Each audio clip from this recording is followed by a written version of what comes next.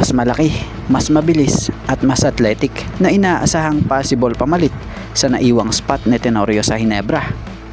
At QMB, desidido maging local player para sa Gilas. Kumuha ng sariling abogado at umapila sa FIBA. At coach team ganito sobrang na-impress kay Quintin Meliora Brown. So yan ang ating mga tatalakayin. Coach Tim Cone aminadong na-impress sa pinakitang laro ni Quintin Meliora Brown nang maglaro ito sa Macau Black Bears nitong Monday kontra sa national team na Gilas Pilipinas. So sa naganap ngang laro, umambag sa Black Bears si QMB ng 6 points, 7 rebounds, 2 steals and 1 block. So nakita nga mismo ni Coach Tim ng harapan kung paano kumilo sa court ang isang tulad ng big man na gaya ni QMB na ayon nga kay Coach Tim, credit po, he awesome. I'd love to have him. He is physical.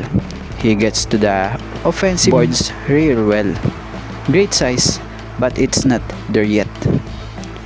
So goods kung ganon para kay Quintin Meliora Brown dahil nakuha niya nga po agad ang loob nitong si Coach Tim at tiwala. At ang maganda pa rito, kung magkaroon nga raw ng chance, ay gustong gusto niya nga raw itong si QMB para sa team. Speaking of QMB, nito lang sa isang interview sa kanya after ng game, may nabanggit ito na nagdesisyon ng kampo niya na umapela sa FIBA para makapaglaro siya sa Gilas bilang lokal. So matatandaan namang unang desisyon ng FIBA sa nasabing manlalaro ay naturalized player. Pero ayon sa report, kumuha nga po ng abogado ang kampo ng nasabing manlalaro para umapila sa FIBA.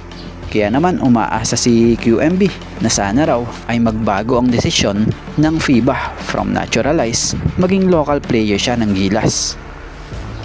So sana pumabor nga ang pagkakataon at panahon sa pag-apila nitong sila QMB sa FIBA para another bigs ito sa Gilas. Biruin mo Kai, Junmar, AJ and QMB, grabe hirap tibagin yan pag ganito. So abangan na lang natin sa mga susunod na araw or buwan ang update kung magkakaroon ba ng pagbabago sa desisyon ng FIBA sa eligibility ni Quintin Meliora Brown. At about naman dito sa patungkol sa possible pumalit sa naiwang spot ni LA Tenorio sa Ginebra. So matatandaan namang si LA Tenorio ay siyang bagong head coach na ng Magnolia Hotshots. So ito nga yung team na long time rival team ng Barangay Ginebra. So dahil sa guard nga po etong si LA Tenorio, so sa opinion natin at sa tingin natin, possible ito na kaya ang pupwedeng maging chance ng isang Paul Garcia. Si Paul Garcia, base sa mga latest video clip nito, patuloy na nagtitraining ito at di nagpapabaya. Masipag magpalakas ng katawan at mapatraining nga sa paglalaro. Hindi siya halos nagpapaliban. Bagamat nasa reserve list siya ng Barangay Ginebra, ang kagandahan sa kanya, eto't palagi siyang nasa sa kondisyon at di nagpapabaya.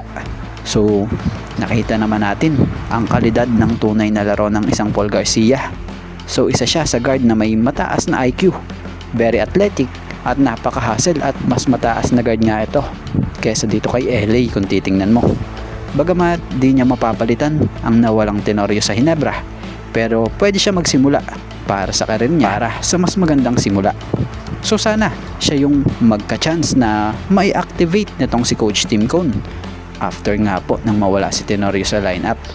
Pero kung kayo ang tatanungin sino para sa inyo at sa tingin nyo ang possible para sa inyo na ipalit sa spot ni LA Tenorio ngayong wala na sa Ginebra ito?